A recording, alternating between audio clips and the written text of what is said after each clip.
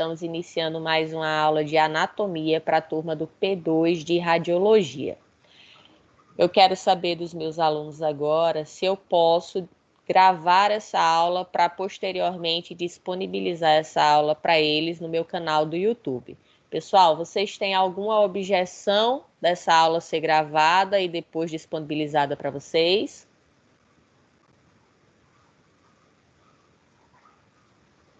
Pessoal? Ativem o microfone para poder responder.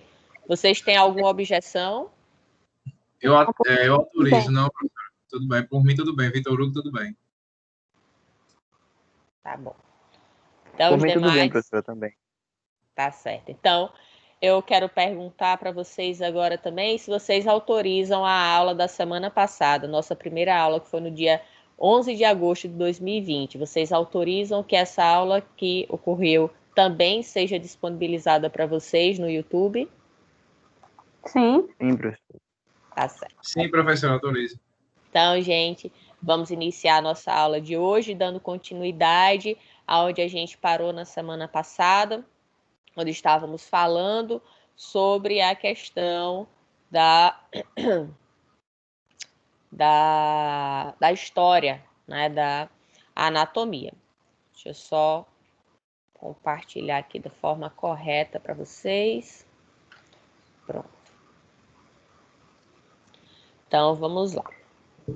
Como a gente tinha iniciado na semana passada, a gente falou, eu mostrei esse vídeo aqui para vocês, né, sobre a relação de Leonardo da Vinci e a anatomia, né, uma pessoa que não tinha, vamos dizer assim, vínculos, né, com a parte científica, né, médica da época. Ele não era um profissional da área de saúde, mas mesmo assim teve suas contribuições, né, muito grandes, não só na área da anatomia, mas também em outras áreas, né? As suas ilustrações eram perfeitas, né? Ele tinha um dom ali da arte, do desenho, que poderia, né, causar inveja, acho que, aos melhores desenhistas da atualidade. Então, dentro do que a gente viu, a gente vai traçar, vamos dizer assim, uma linha histórica, onde vamos estar trabalhando agora, né, trazendo um pouquinho do conhecimento relacionado a essa área da ciência, né, que é tão rica e tão importante, principalmente para nós da área de saúde e para vocês, né, que vão estar se formando aí no curso superior de radiologia. Então, dentro da história, foi possível observar que desde o início das civilizações o homem observa e registra, né, outros homens e animais. Então, através de desenhos, né, rupestres, a gente consegue observar que já era tentado retratar, né, o formato, ou seja, a morfologia, a forma dos indivíduos ali, seres humanos ou animais. De forma rudimentar, né? Não era nenhum Leonardo da Vinci na época, mas a gente conseguia, né, consegue hoje em dia identificar que aqueles registros, né, eram de animais e de outras pessoas que estavam vivenciando aquela situação. E aí a gente teve um ponto importante, dando um salto, né, temporal, a gente teve a questão da dissecação, que a gente falou um pouco na aula passada, onde que ela foi proibida, né, em 150 a.C., retornando só muitos anos depois, por questões, né, práticas e intelectuais, para que se pudesse ter um avanço em relação à medicina.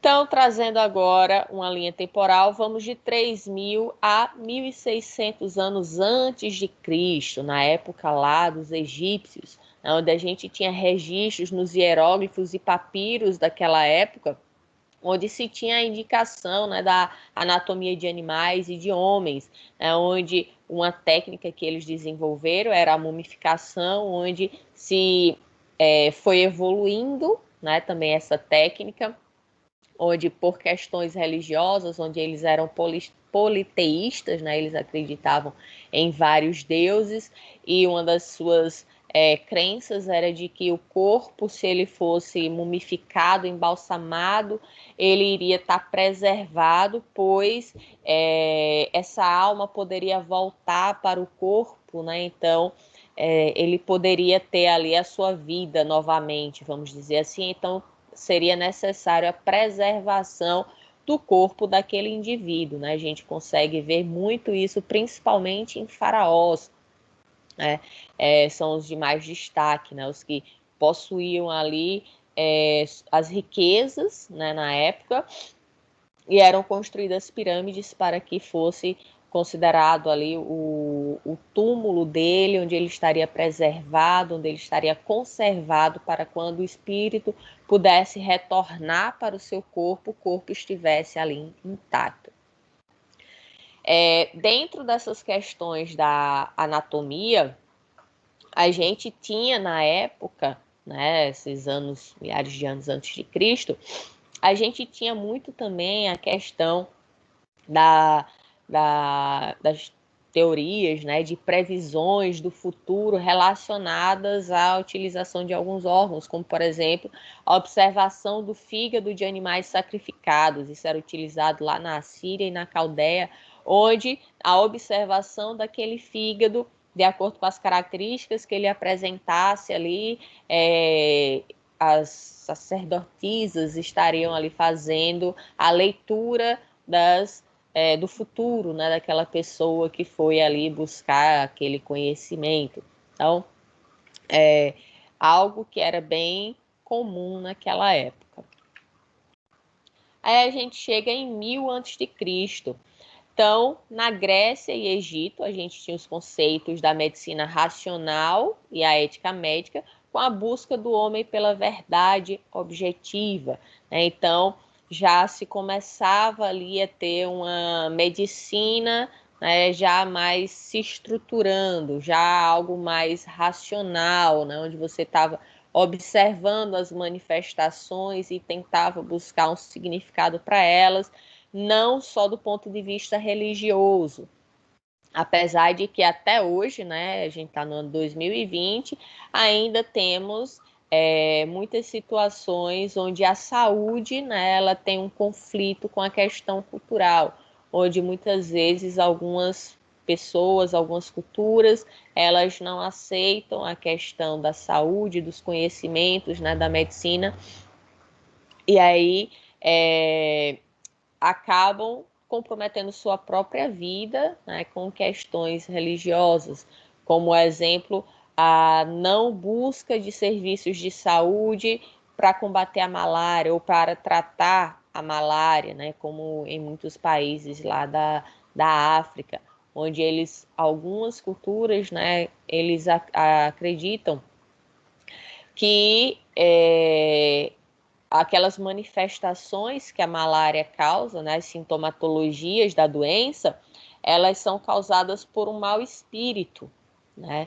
Então, se a pessoa está desenvolvendo aqueles sintomas, é porque ela está com o espírito mal sobre ela, ou então ela fez algo ruim e aquilo está se manifestando. E aí, muitas vezes, quando acabam indo para buscar o serviço de saúde, né, o caso já está bastante grave e às vezes, né, não tem o que fazer, a pessoa acaba vindo a óbito mesmo. A gente tem também, em 500 a.C., Alcmeon de Croton. Ele fez registros de observações anatómicas, né, conhecidas na época, possíveis na época, introduziu a doutrina Tecmarestai, que é formar um julgamento a partir das evidências, né? Então originou a ideia de anamnese e prognóstico, ou seja, ele estava olhando, né? Ele estava vendo aquela situação, então em cima daquilo ele fazia uma observação do que, por exemplo, poderia estar se agravando determinada doença, tá? Ou vamos supor, ele olha ali uma pessoa que está com a perna com necrose e aí ele faz um prognóstico, vai ter que amputar né? Então, através da anamnese, da investigação ali, da observação, ele vai poder traçar, vamos dizer, um prognóstico. Lógico, lembrando, né, dentro dos conhecimentos que existiam na época. Aí a gente chega em Hipócrates. Hipócrates, né, é bastante conhecido dentro da área da medicina, né, pelo juramento de Hipócrates. Vivenciou entre 460 e 377 a.C., um dos fundadores das ciências e considerado o pai da medicina, né? Não é à toa, como eu falei, que tem o juramento. Então, dentro dos seus 72 textos, ele traz a teoria moral da enfermidade, ele traz juramentos e ensinamentos e códigos moral e ético dentro da área da medicina, né? Como eu falei, ele tem suas contribuições que são colocadas, né, até hoje, como no exemplo do juramento que todos os profissionais médicos, até hoje, né, ao se formarem, é o juramento de Hipócrates que eles fazem. A gente tem também Aristóteles, né, entre 384 e 322 a.C., ele foi o fundador das ciências biológicas. Ele colocou o coração como sendo o centro das emoções, né? Ele realizou uma anatomia humana comparativa. Então, essa anatomia humana comparativa, ela ajudava, né, a você estar conseguindo observar diferentes organismos e ver o que era semelhante e o que era diferente entre esses organismos. Ele não chegou a usar cadáver humano, tá? Então ele utilizava os animais e plantas, né, dissecando-os para fazer seus estudos e com isso comparar ali, por exemplo, diversos animais, né, entre si e plantas para ver o funcionamento de cada um deles. A gente tem Herófilos em 335 a 280 a.C., então foi o primeiro a dissecar cadáveres. Ele fez isso em mais de 600, tá? Então, observem que é um número muito grande, né? Você chegar, trabalhar, dissecar, né? Ter todos os conhecimentos advindos desse processo aí de estar dissecando esses cadáveres. Então, ele escreveu o Tratado de Anatomia, chamado Prensa de Herófilos, mostrou que o cérebro é o centro do sistema nervoso e a sede da inteligência. Então, muitas vezes, na antiguidade, né, não se sabia isso, a questão da função do cérebro, e acreditava-se que estava mais relacionado ao coração, né, todo o funcionamento. Então, classificou os nervos em voluntários e involuntários, né, aqueles que a gente apresenta vontade, né, para que ele realize uma determinada função, como, por exemplo, meu braço aqui, minha mão. Então, eu abro e fecho minha mão aqui, por quê? Porque eu estou pensando e eu quero que o meu músculo, né, se contraia e relaxe os músculos antagonistas aqui para poder fazer esse movimento ou qualquer movimento de flexão, rotação, né? Qualquer antero-posterior e assim por diante. Então, qualquer movimento que eu estou fazendo aqui na minha mão, ele está sendo possível porque eu tenho aqui o meu sistema nervoso, no caso, a parte que a gente chama do sistema nervoso, né, voluntário, que vai estar executando essa função. Qual seria exemplos de sistema nervoso involuntário? Então, trouxe aqui o músculo esquelético, né, que é o músculo que faz com que eu possa contrair aqui, fazer o movimento da minha mão. Vou trazer exemplo de outro músculo. Então, a musculatura lisa, tá? Então, nosso músculo liso, tá? Diferente do músculo estriado esquelético, a gente tem um músculo liso. No músculo liso, na musculatura lisa, a gente tem a contração, né? Que é a função do músculo é contrair. Então, a gente tem a contração desses músculos de forma involuntária. Vocês sabem ou já ouviram falar, né, quais músculos involuntários ou qual função dos músculos involuntários a gente tem no nosso corpo? Hein, gente? É o cardíaco, professora? Não, aí a gente tem... Ele é involuntário também, mas aí não é musculatura lisa. Então, a gente tem 3 tipos de músculo. A gente tem o músculo estriado, tá? O esquelético. A gente tem o músculo liso e a gente tem o músculo cardíaco.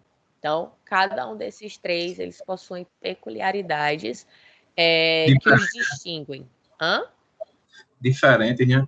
Isso, que vai distinguir um do outro. Então, o músculo estriado esquelético é esse que eu falei, por exemplo, levantar o braço, mexer a mão, né, rotacionar, mexer meu pescoço, fazer com que eu faça agachamento. Então, todos esses movimentos que eu penso para poder realizar, eles são músculo estriado esquelético, tá? Músculo estriado esquelético. A musculatura lisa, assim como o músculo cardíaco, eles são involuntários. Só que na musculatura lisa, a gente não vai estar pensando, né? Porque ele é involuntário. Boa noite, pessoal. Boa noite, Gabriela. E aí, essa musculatura lisa, a gente vai ter, por exemplo, no nosso sistema digestório. Quando a gente está com alimento na nossa boca, onde a gente está, né, utilizando o músculo masseter, que a gente tem aqui na nossa bochecha, né? Então, a gente tem o músculo masseter e a gente está ali, entre outros, né, fazendo o processo de mastigação. A gente tem a língua, que é músculo também. Então, a gente está lá mastigando o alimento.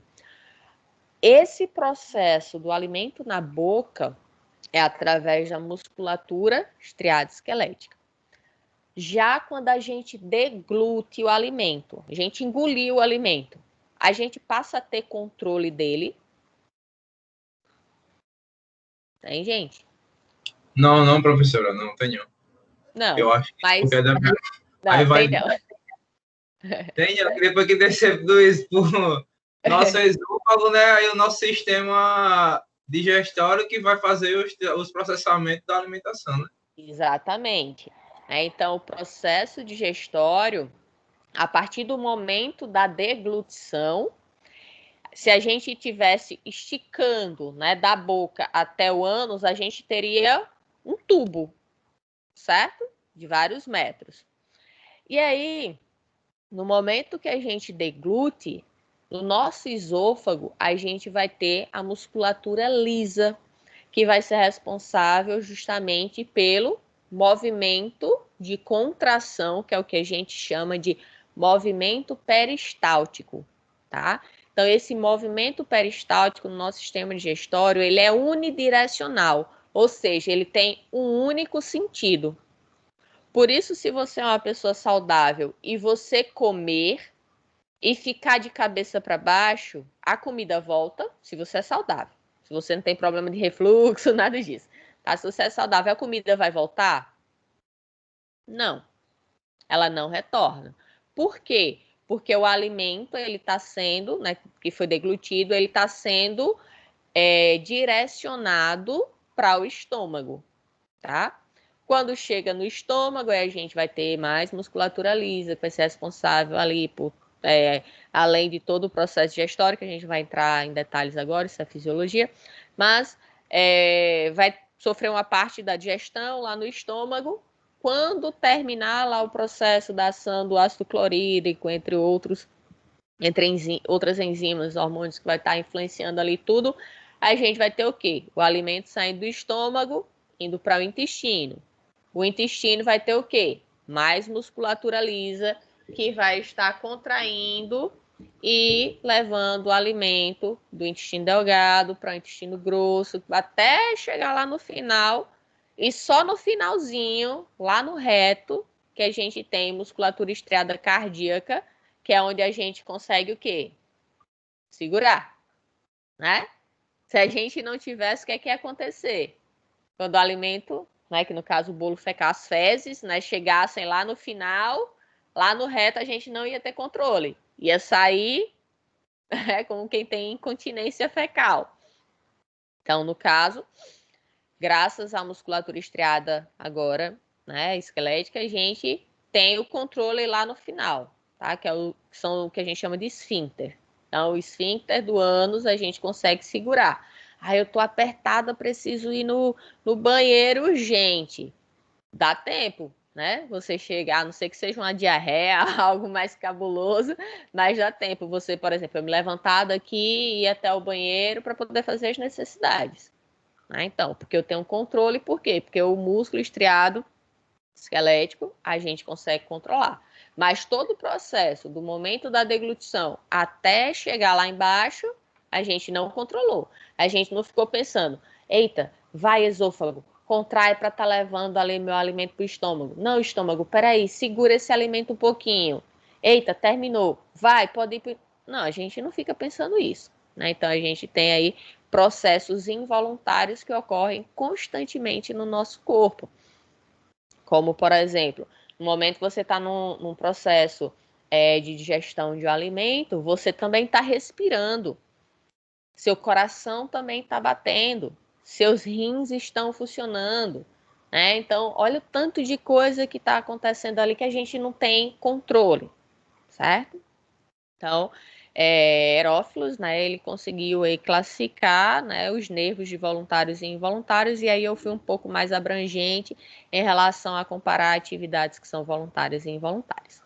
Então, anatomistas gregos da escola da Alexandria, assim como Herófilos, a gente vai ter outros, onde essa escola ela contribuiu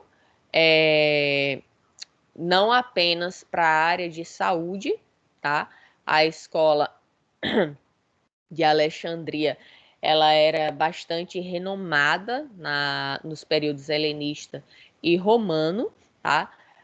Dessa escola surgiram grandes nomes que seriam lembrados, né, e referenciados até hoje, como eu falei, não só na área da medicina, mas a gente tem Apolônio de Perga, que foi um matemático, Aristarco de Samos também, que foi matemático, astrônomo e inventor, Aristarco de Alexandria, que foi gramático e crítico literário, Arquimedes, que foi matemático e o maior gênio mecânico, Conon de Santos, matemático e astrônomo, Dionísio de Trácia, foi gramático, Erasístratus, que foi médico, que a gente vai falar um pouquinho dele, Erástenes, que foi filósofo, historiador, geógrafo, poeta e crítico teatral, além de matemático e astrônomo, Euclides, que foi geômetra, Herófilo, que foi filósofo e médico, deixa eu ver quem foi que chegou aqui, Reginaldo.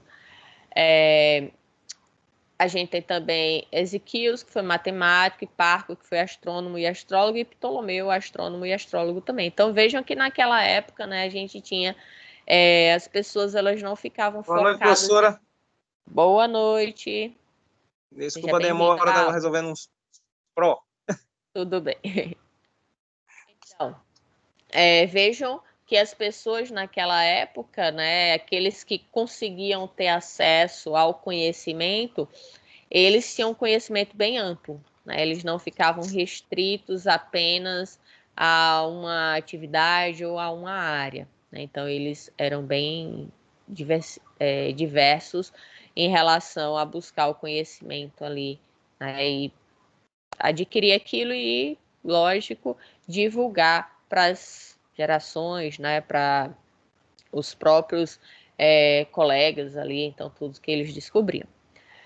Então, ele também, né, verificou que os vasos contêm sangue e não ar, e é considerado o pai da anatomia científica. Erasístrato de Quios, 310 a 250 a.C., também, né, fez parte da escola de Alexandria, foi um dos mais ativos dissecadores, incentivado pelo faraó Ptolomeu na época. Ele é considerado o pai da fisiologia, que eu falei na semana passada, né? Anatomia e fisiologia são duas. Desculpa, gente. São duas áreas de conhecimento que se completam e que deveriam fazer parte, né, do currículo de qualquer pessoa.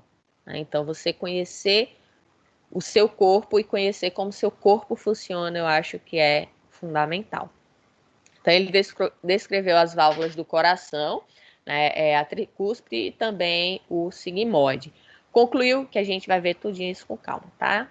Então, concluiu que o coração não era o centro das sensações, mas que funcionava como uma bomba, né? Então, a gente sabe que o coração, através da sua contração, né, onde a gente vai ter os átrios e os ventrículos, então, através de uma contração ritmada, né, onde a gente tem o batimento, ventrículos e átrios contraindo, então, a gente tem o batimento tum-dum, tum-dum, tum-dum. A gente vê isso por quê?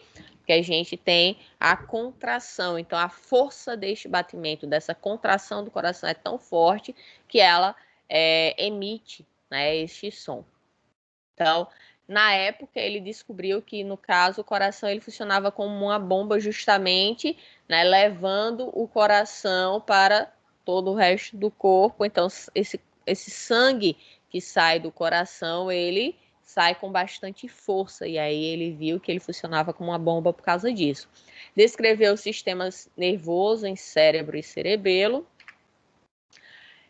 No caso de Cornélio e Celso, em 42 a 37 a.C., ele, nesse período, ele descobriu os 4 sinais cardeais da inflamação, né? Na época, foi ele que descreveu esses 4 pontos, que é o rubor, tumor, calor e dor. Então, os sinais da inflamação são o quê?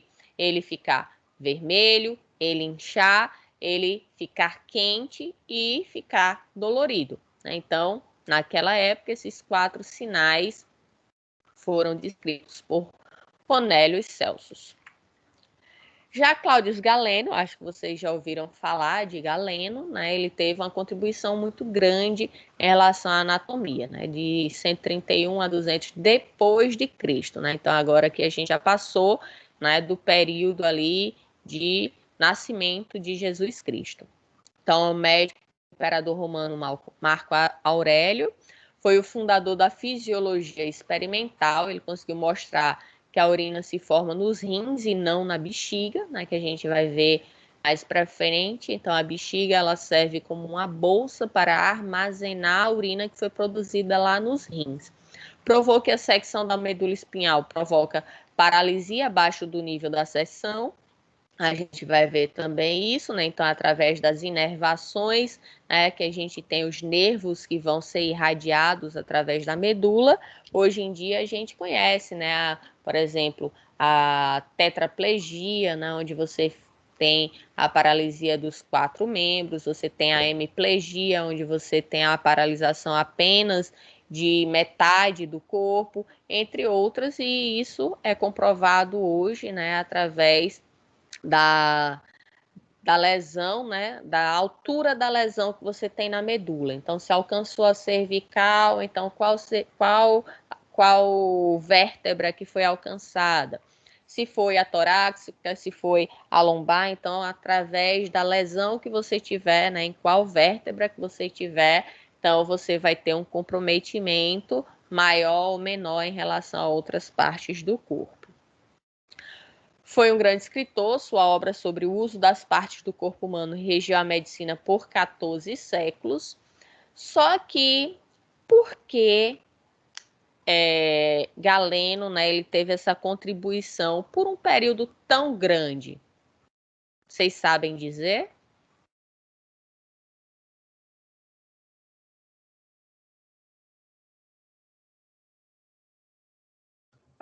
Pode repetir, professora, por favor? Por que Galeno teve, né, vamos dizer assim, a medicina ela foi sendo regida pelos conhecimentos dele por 14 séculos?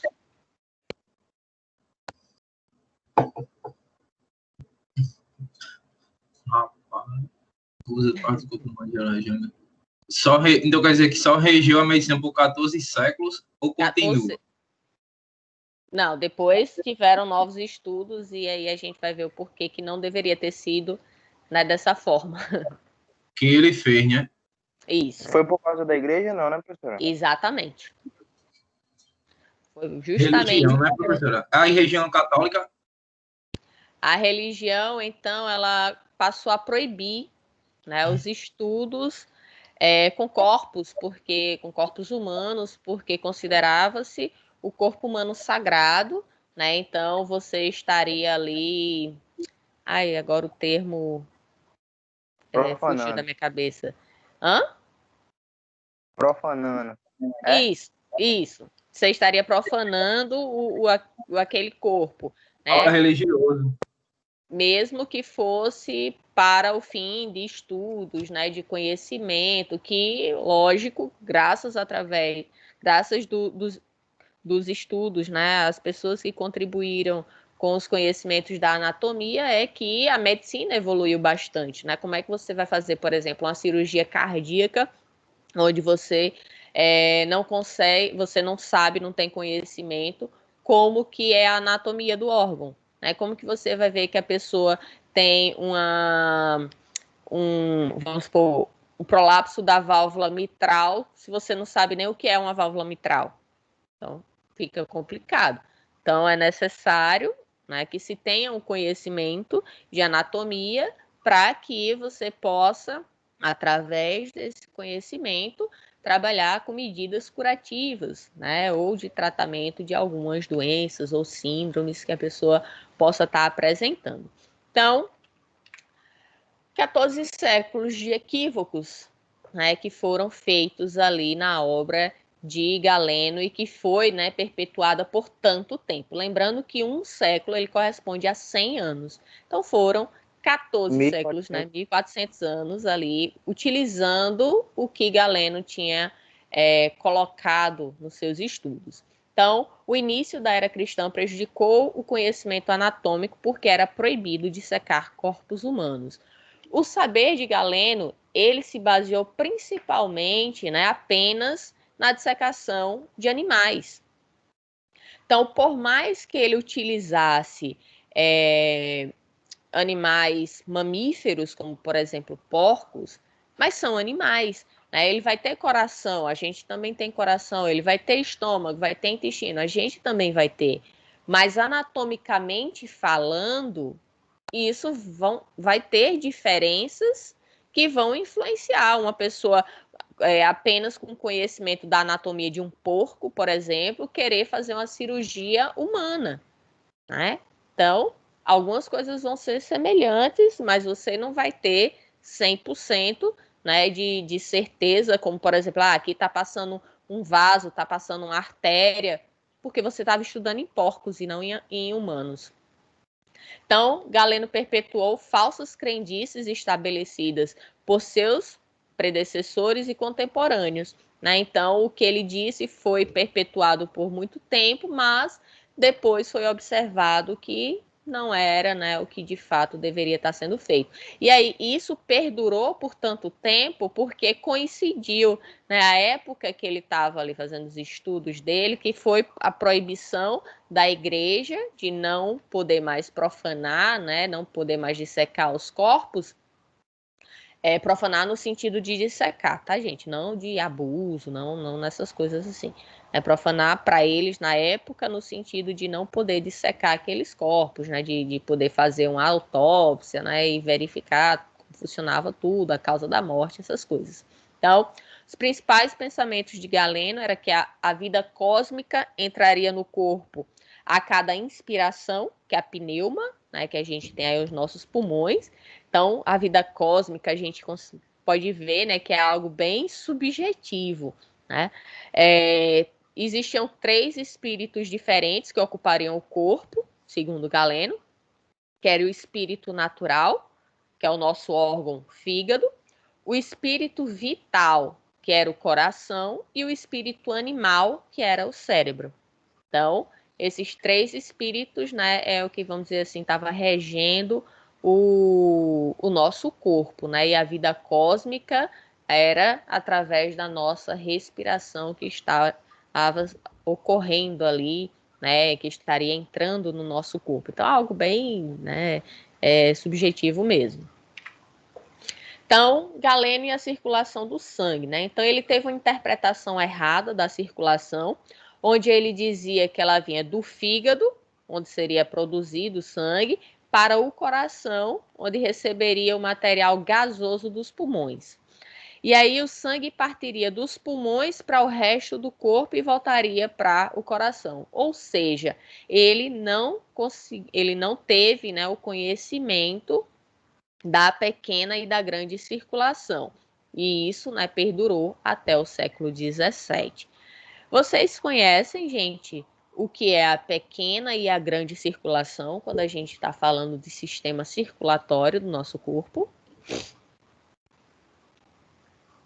E, pessoal, quero que vocês participem.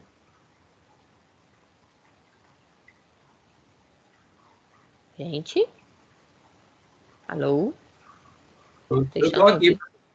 Então, ativem o microfone para falar. Vocês sabem o que é a pequena e a grande circulação que a gente tem no nosso sistema circulatório? Pequena e grande circulação no sistema circulatório. Já ouviram falar disso? Não, professora, eu não vou mentir, eu não gosto de vídeo. E Eduardo, Gabriela, Olga, Reginaldo? Não, Sei. professor, eu não ouvi falar, não. Também não. Quando a gente fica muda é porque a gente não sabe de nada. Eu acho que, na verdade, vocês sabem. Vocês só não estão associando. É tipo do sistema, eu só sei que é do sistema circulatório. É. Aí não sei se. Mas não, pode. Eu não vou dizer, não, que eu tô com medo de errar. Eu não gosto. Mas o momento de errar é agora, hein? Mas não tem problema não. Vamos lá. Então, Se vai envolver pulmão e coração, não sei, sei lá. Tem o envolvimento de pulmão, coração e corpo.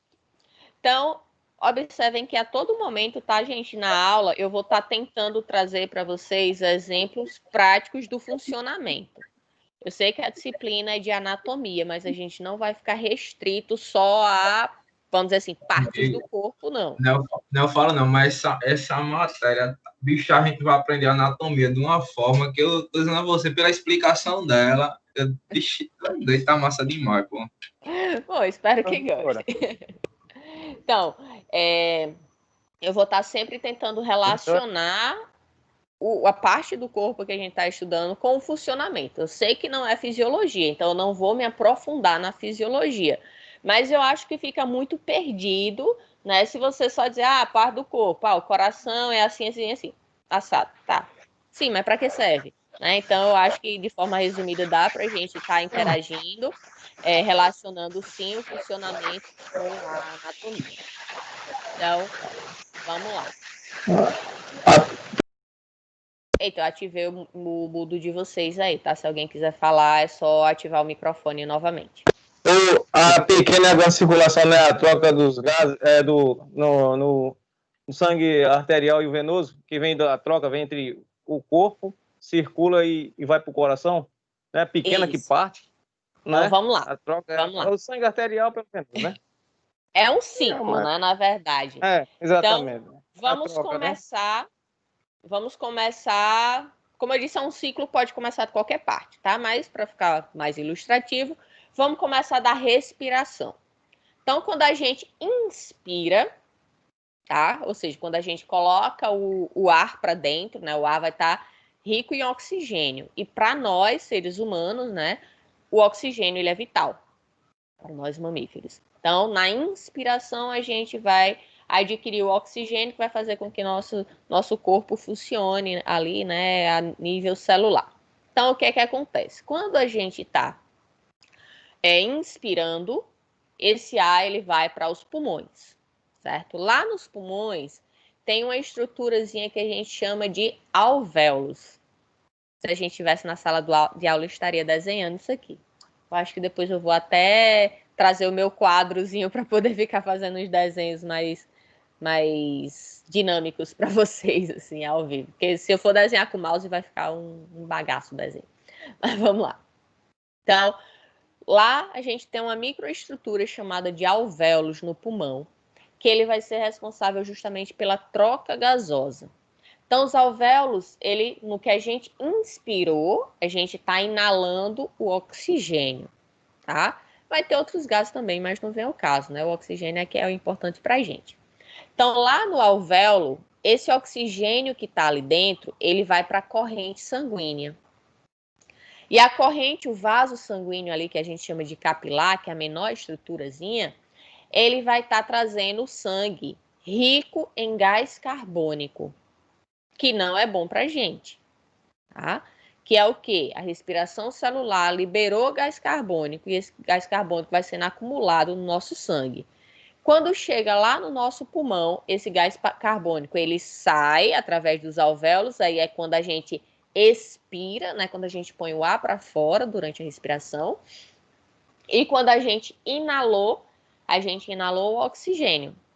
Aí esse oxigênio, então, ele vai estar passando do alvéolo para o capilar, que é o vaso sanguíneo.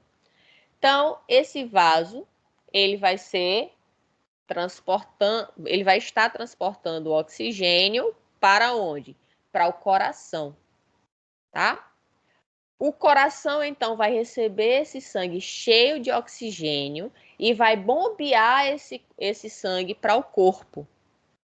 E aí vai estar tendo a troca gasosa agora no corpo, onde o sangue que vai estar passando vai estar deixando o oxigênio para as células e a célula vai estar liberando o gás carbônico, né, e outros metabólicos ali no sangue. Aí o que é que esse sangue vai fazer? Vai voltar para o coração. Só que agora ele está rico em gás carbônico. E aí, do coração, rico em gás carbônico, vai para o pulmão. Aí reiniciou o ciclo. Aí esse sangue cheio de gás carbônico vai liberar o gás carbônico no pulmão, que vai ser exalado, e a gente inala oxigênio e vai ter a troca novamente. Então, a gente tem a pequena circulação, que é o quê? Coração, pulmão, o sangue cheio de gás carbônico vai para o pulmão, no pulmão acontece a troca gasosa, o sangue fica rico em oxigênio, esse sangue vai para o coração. Então, pequena circulação, coração, pulmão, pulmão, coração. E a grande circulação, o coração rico, com sangue rico em oxigênio, bombeia para o corpo, onde vai estar ocorrendo a troca gasosa e esse sangue retorna rico em gás carbônico para o coração. É o que a gente chama de grande circulação. Pequena e grande circulação, por quê? Porque a pequena é uma distância pequena de coração para o pulmão. É curto, tá? E a grande circulação, por quê? Porque é do coração para o resto do corpo todo. Então, é maior, por isso que é grande. Aí a gente tem a pequena e a grande circulação. Só isso, certo? E na época, né, Galeno, ele não sabia, né, dessa questão da pequena e da grande circulação. E isso, né, como não poderia ser estudado em corpos, né, humanos, e isso perdurou até o século XVII, né? E ele foi o primeiro a notar que as artérias produzem sangue e não ar. Já na Idade Média, né, depois de passado todo esse tempo, essa questão de que não se poderia mais, né, estudar corpos humanos, né, por toda a questão da santidade e tal. Então, na Idade Média, a sacralidade do corpo impediu o progresso da anatomia, né, considerado crime cujo castigo era a fogueira na época. Então, se você fosse pego estudando anatomia num corpo humano, você poderia ser condenado à fogueira. Aí, na Universidade de Bolonha, em 1315, Mundino fez pela primeira vez dissecações em cadáveres humanos com a finalidade de ensino, né? Então, para uma pessoa ser um médico cirurgião, ele tinha a obrigatoriedade de conhecer o corpo humano, né? Então, passou-se, né, a ser obrigatório o uso de cadáveres por cirurgiões para que eles pudessem saber o que iam fazer. Então, na época, era utilizado cadáveres de criminosos. Então, foi permitido, né, voltou a ser permitido o estudo da anatomia humana, só que, no caso, utilizavam pessoas criminosas para poder estar fazendo esses estudos, né? Então, não era qualquer pessoa que poderia ali você estar pegando o corpo e estudando, não. Aproveitava que as pessoas já tinham sido condenadas, cometeram crimes e estudavam elas. Aí a gente tem, né, assim como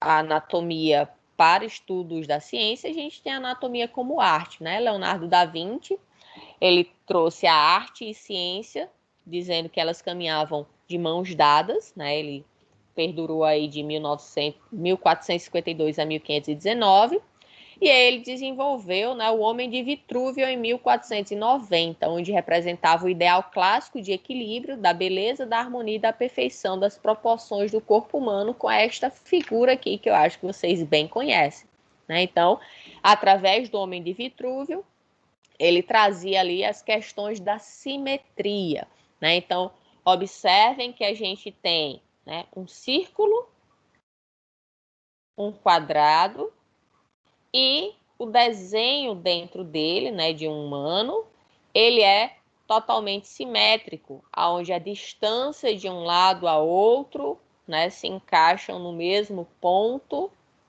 onde um lado é a imagem ao espelho do outro, certo? É o que a gente tem como simetria bilateral. Vocês já ouviram falar disso? Já ouviram falar, gente, que nós temos simetria bilateral? Já ouvi falar na simetria, sobre o que é simétrico e não assimétrico, relacionado à face.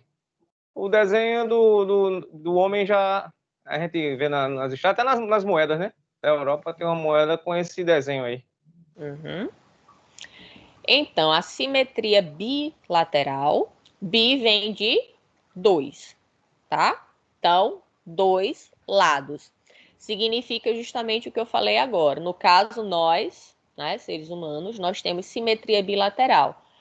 Se a gente, né, fizer um corte entre lado direito e esquerdo, a gente vai falar dos eixos e planos daqui a pouco, mas para não misturar ainda, vamos ficar só na história.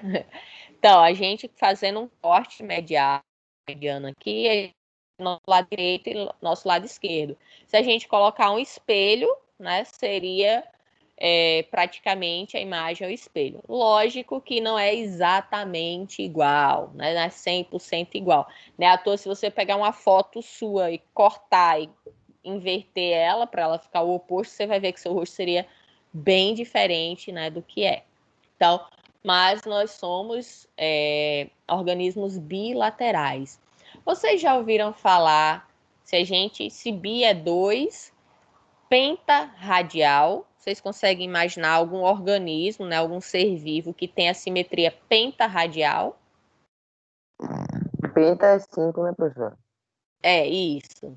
5 lados iguais. E aí, não vem nada em mente?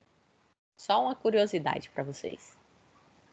Só o povo, professor, se tiver 5 pernas. Não, o povo tem. Uma lula.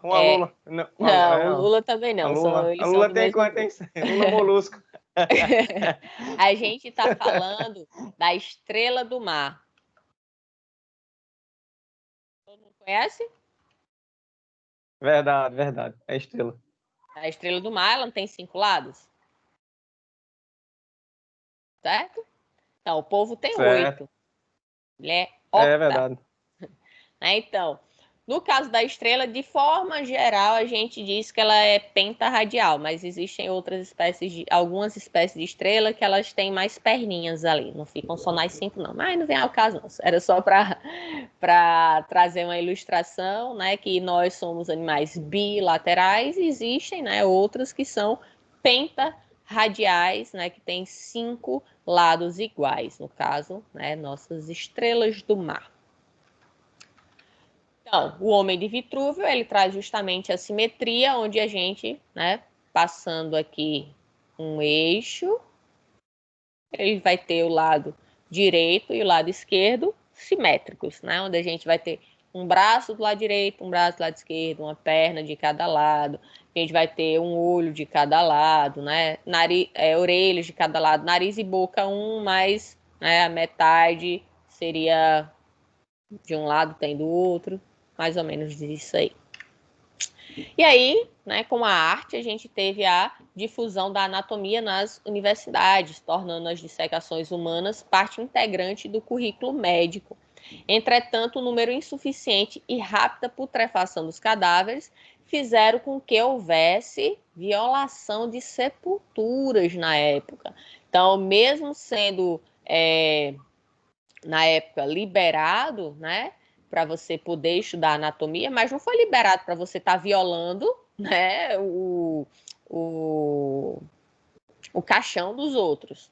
Então, foi feito um decreto oficial onde foi emitido, né, sendo permitido o uso de cadáveres de criminosos e ladrões para evitar que as sepulturas fossem violadas, para que os estudantes, né, de medicina tivessem ali material para poder estudar. E aí a gente chega num outro grande nome, né, da nossa história, na nossa arte, que é o Michelangelo, né? Então, também até nos desenhos, né? Quem assistiu Tartaruga Ninja, aí tinha lá o Michelangelo, que fazia parte do quarteto ali do combate ao mal. Mas aqui estamos falando do Michelangelo Buonarroti, que ele viveu entre 1475 e 1564. Ele era pintor, escultor e arquiteto italiano. Ele teve seu ápice já desde a sua primeira obra, já trazendo ali algo bem marcante, né? Então ele passou 10 anos adquirindo conhecimento do corpo humano num convento, e aí com isso ele conseguia trazer obras que tinham assim, uma fidelidade muito grande com os traços de fato de uma pessoa. Então vamos ver algumas obras dele. Olha como, só para vocês terem ideia, como ele era fraquinho, né? Como ele não conhecia quase nada. Essa aqui foi a primeira obra dele, chamada Madonna da Escada. Imagine, você, o primeiro trabalho, já traz uma obra de arte dessa, né? Já traz um trabalho tão perfeito. Ele trouxe outras obras, certo? Que contribuíram grandemente, né, com a época dele. Até hoje, né, a gente tem essas obras ornamentando aí diversas áreas lá na Europa. Então ele é considerado um dos maiores representantes do Renascimento italiano. A obra de Pietà, como a gente vê aqui, né, ele passou 3 anos construindo ela, onde ela foi feita num bloco único de mármore, né? Então ele não pegou vários pedaços e foi juntando, não. Então um bloco único de mármore, ele foi lá e conseguiu fazer essa perfeição, né? A obra está exposta lá na Basílica de São Pedro, no Vaticano. Então ele nasceu numa região de Florença, lá na Itália, em 1475. Desde pequeno ele se interessava em desenhar, né? E aí com 13 anos começou a estudar pintura na oficina dos irmãos Domenico e Davi Ghirlandaio. Em 1989 ele foi convidado por Lourenço para estudar na Academia do Jardim dos Médici. Em 1492 ele concluiu, né, a primeira obra dele, que foi aquela da Escada de Madonna, que eu mostrei para vocês. Ainda em 1492, ele concluiu a Batalha dos Centauros, construiu outra obra que foi Hércules, para Piero de Médici, e o Crucifixo para o Convento do Espírito Santo. Então, nesse mesmo ano, após a morte de Lourenço, ele foi para Bolonha, onde encontrou hospitalidade junto a um nobre bolonhês lá na época. Ele concluiu em 1494 a obra Arca de São Domingos, fez também um Ângelo Regicero e as estátuas de São Próculo e São Petrônio. Em 1495, ele retornou para Florença, onde fez uma outra estátua, a de San Giovannino em mármore, que é o padroeiro da cidade. Em 1496, foi para Roma, onde esculpiu Baco para o cardeal Rafael Riario. Esses nomes me travam a língua. Em 1497, o cardeal francês Jean Billars, né, embaixador do rei da França na corte papal, ele contratou Michelangelo para esculpir uma escultura em mármore, que no caso foi a Pietà. Ele ficou tão orgulhoso da obra que decidiu colocar sua assinatura na faixa que passa sobre o busto de Maria. A obra, né, ainda está exposta até hoje em dia. Em 1501, ele retornou para Florença e iniciou a confecção de 4 estátuas para o altar Piccolomini da Catedral Siena, que foi São Pedro, São Pio, São Paulo e São Gregório. Nesse mesmo ano, recebe uma encomenda de construir a estátua de Davi, que é essa que está aqui à esquerda de vocês, onde ele passou 2 anos e meio construindo, e essa obra tem apenas 4 metros e 34 centímetros de altura. Quando estava prestes a ser terminado, uma comissão de artistas, incluindo, que no caso era Botticelli, Perugino, Andrea della Robbia e Leonardo da Vinci, estabeleceu que a estátua, em vez de ser colocada na catedral, deveria ser colocada na Piazza della Signoria, ao lado da entrada do Palácio Velho. E a obra está lá, né, até hoje, na Galeria dell'Accademia, em Florença. Em 1505, ele recebeu uma encomenda do monumento fúnebre do Papa Júlio II, que ocupou 40 anos de sua vida. Então, imagine, pessoal, a pessoa passar 40 anos trabalhando em uma obra. Foi o que ele fez, né? Então, a obra se destaca a estátua de Moisés, com 2,35 metros de altura, ocupa o espaço central na parte inferior do monumento. A sepultura foi concluída em 1545. Além de Moisés, somente 2 figuras, Lia e Raquel, foram realizadas pelo próprio Michelangelo. Em 1508, o Papa Júlio II encarregou o artista de pintar a abóbada da Capela Sistina, que vocês estão vendo aqui na imagem, na Catedral de São Pedro, no Vaticano. O artista protestou, né, onde ele dizia que ele não era pintor e sim escultor. Mesmo assim, durante 4 anos, realizou o exaustivo trabalho que foi entregue ao público no Dia de Todos os Santos, em 1512. Entre os afrescos estão o profeta Isaías, o profeta Ezequiel, o profeta Jonas, o profeta Daniel, criação de Adão, o pecado original e a expulsão do paraíso e dilúvio universal. Então, ele protestando, dizendo que não era pintor. Oi. Nesse afresco aí da Capela Sistina, ele passou esse determinado tempo pintando, só que quando ele terminou, os abades e o chefe da igreja, né, mandou apagar. Tá vendo esses 2 dedinhos aí quase se tocando? Ele tinha pintado o dedo de Deus com o dedo, seria no caso de Adão, seria do homem, né? E o chefe da igreja mandou apagar e ele pegou, curvou o dedo. Se a gente der um zoom, a gente vai olhar que o dedo está curvado. Ele não colocou o dedo colocado, porque ele disse que o homem não era digno de tocar no dedo de Deus. Tocar em Deus, né? Exatamente.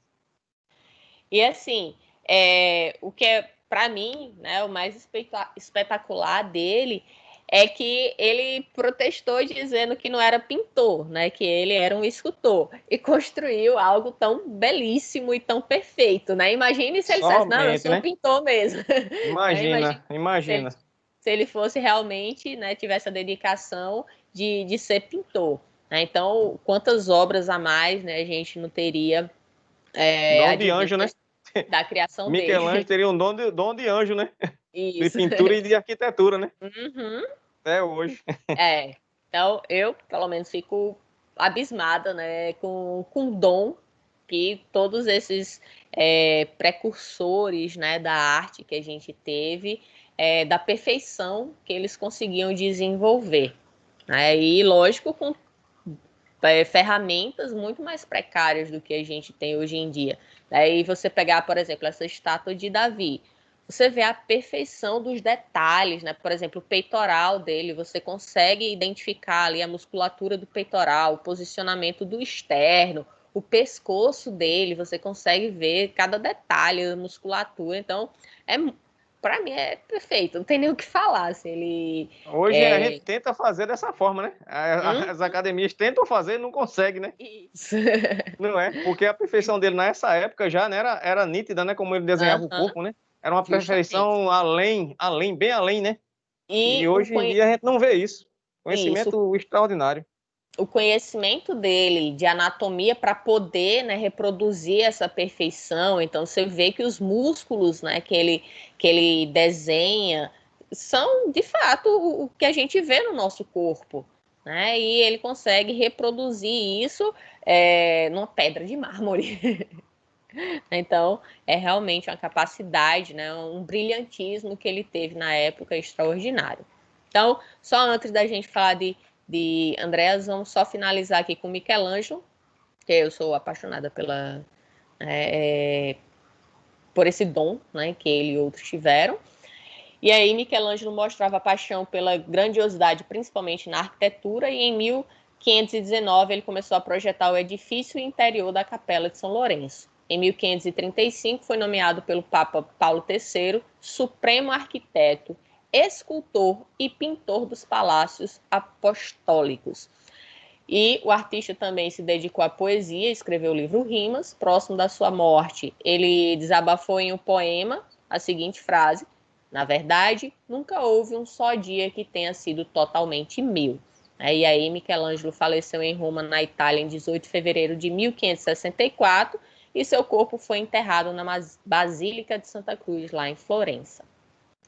E aí, voltando um pouquinho para a anatomia, né, a gente tem uma grande contribuição, né, no caso da anatomia moderna, que foi Andreas Vesalius, entre 1514 e 1564. Então, ele trouxe a sua obra De Humani Corporis Fabrica, foram livros aos quais ele trazia relacionada à anatomia, né? Então, ele escreveu livros de anatomia que, né, como o nome está dizendo aqui, foi considerado o pai da anatomia moderna, dando imensas contribuições para os estudos futuros que iriam estar surgindo. Corrigiu erros de outros anatomistas, né, e expôs o esqueleto humano. Então, como a gente viu no caso de Galeno, né, Galeno ele tinha alguns erros ali porque ele estava estudando, né, em animais e não em homens, entre outros, né, devido ao conhecimento que tinha na época. E aí, Andreas Vesalius ele conseguiu, vamos dizer assim, atualizar, né, e trazer as correções necessárias para o livro de anatomia que ele fez. Então, a gente tem aqui as obras dele, volume 1 de 2 e volume 2 de 2. Então, aqui a gente tem, pela capa, a gente identifica, né, que ele trabalha mais a musculatura, e no volume 2 de 2 ele traz aqui a parte dos ossos, né? Então, a parte óssea do esqueleto, que, lógico, é fundamental também para a nossa anatomia. Então, ele conseguiu trazer essa contribuição. E aí, gente, antes de eu tratar dessa frase aqui da história, eu quero abrir um parênteses para vocês em relação a algo que, vamos dizer assim, que como que eu posso dizer? Deixa eu ver aqui se eu acho a palavra. É controverso, vamos dizer assim. Então, todo mundo sabe que nós tivemos, né, algumas guerras mundiais, né, a Primeira e Segunda Guerras Mundiais.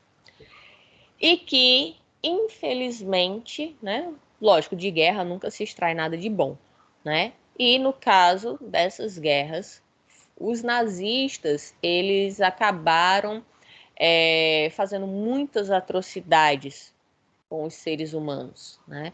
Na época, pessoas judeus, pessoas homossexuais acabaram sofrendo, né, com a ignorância, fanatismo e a loucura de algumas pessoas, né, que estavam ali na época seguindo as orientações, né, de Hitler. E dentro dessas atrocidades, né, com diversos tipos de pesquisa que vocês não podem nem imaginar o tanto de tortura que as pessoas sofriam lá nos campos de concentração, uma das coisas que foi feita lá foi que um médico, né, ele foi convidado para fazer parte da equipe do Hitler, e aí ele passou a ser como que chama? o responsável, vamos dizer assim, pela Universidade, tá? de Viena, na época. E aí, o nome desse médico, né, esse médico nazista, era chamado de Eduard Pernikov, tá? Ele se destacou no meio acadêmico da Áustria, né, e graças ao apoio que ele dava a Hitler, ao apoio que ele dava ao partido e às ideias dele, ele acabou sendo chamado para trabalhar com Hitler na época. E aí ele se tornou reitor da Universidade de Viena, né, da Faculdade de Medicina da Universidade de Viena. E aí, de cara, ele já demitiu todos os judeus da faculdade, né, inclusive 3 que na época já tinham ganho prêmio Nobel. Tá? Então, ou seja, não era qualquer pessoa, ele estava demitindo pessoas que eram extremamente renomadas. E aí, em 1939, peraí que tá passando uma moto aqui bem barulhenta.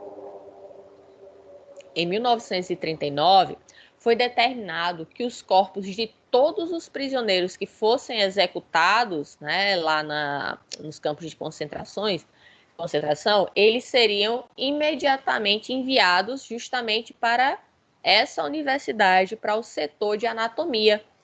E eles diziam que era para fins de pesquisa e ensino. Durante esse período, Pernikov ele trabalhou 18 horas por dia dissecando cadáveres, né, de pessoas que tinham sido brutalmente assassinadas lá nos campos de concentração. E aí ele tinha uma equipe de desenhistas que trabalhava com ele. Enquanto ele ia dissecando, esses desenhistas eles iam escrevendo o livro. Na verdade, escrevendo não, né? Desenhando, né, as imagens que seriam colocadas no livro.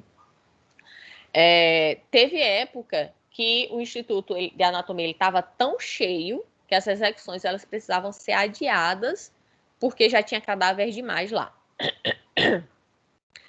E aí, o que é que acontece? Pelo tempo, né, que ele teve, pelo número de cadáveres que ele teve acesso, e pelo não limite de ele poder fazer qualquer coisa, né? Ele tinha ali, vamos dizer assim, carta branca, né, de fazer qualquer coisa. Então, o trabalho dele foi muito detalhado, né? É considerado um dos melhores livros de anatomia do mundo, no sentido de precisão e detalhe dos desenhos, né, da forma que foi dissecado ali os corpos. Esse livro, né, com o tempo, ele tinha a assinatura, né, das pessoas que contribuíram com a construção dele, inclusive as suásticas na própria assinatura, eles assinavam e desenhavam a suástica. Então, com o tempo, né, foram vistos que na década de 90, né, começaram a questionar mais profundamente como que aquele atlas, né, aquele livro, tinha sido construído. Né? Porque para ter tantos detalhes ali, não teria sido fácil, vamos dizer assim, né? As pessoas que contribuíram com a construção do livro ter acesso a tanta informação. E aí começou-se a se questionar justamente o porquê, né? Como que aquele livro foi construído. E aí o livro é chamado Topography Anatomy of Man, ou seja, Anatomia Topográfica Humana, ou então conhecida apenas como Pernikof's Atlas, ou Atlas de Pernikov, né, que é o sobrenome lá do autor. Então, em 1990, né, quando começaram a se questionar sobre realmente, né, como esse livro tinha sido feito, e aí, depois que a história foi revelada, o Atlas ele foi proibido de ser publicado em 1994. Tá? Então, quem tem esse livro, né, se for vender, pede fortunas, porque realmente é muito detalhado. Tem sua contribuição. E aí veio uma questão ética, né, que algumas pessoas, alguns médicos, cirurgiões, que muitas vezes durante cirurgia eles tentavam, né, através de outros livros, adquirir o conhecimento para acesso, por exemplo, a determinado nervo, né, para fazer determinada incisão, para salvar ali um paciente, e aí eles não conseguiam. E recorriam a esse livro e era tão detalhado que rapidamente eles conseguiam identificar. E aí, a própria cultura judaica, né, eles permitiram, né, o uso do livro com o seguinte, né, com a seguinte ideia: pessoas, né, contribuíram com suas vidas, apesar de ter sido, né, de forma totalmente bizarra, totalmente desumana, a forma como aqueles corpos chegaram até ali, mas é uma forma de você, daqueles corpos não, daquelas pessoas não terem morrido em vão, né? Então, algumas pessoas, né, como eu disse, os próprios judeus, eles permitem que seja usado, né, já que é para uma finalidade boa, que seria para salvar vidas. Mas quem tem esse livro não é um livro que você ostenta, assim, né, de livro de cabeceira, que você vai ficar ali, ó, eu sou um cirurgião e tá lá na minha estante aquele livro para todo mundo ver. Não.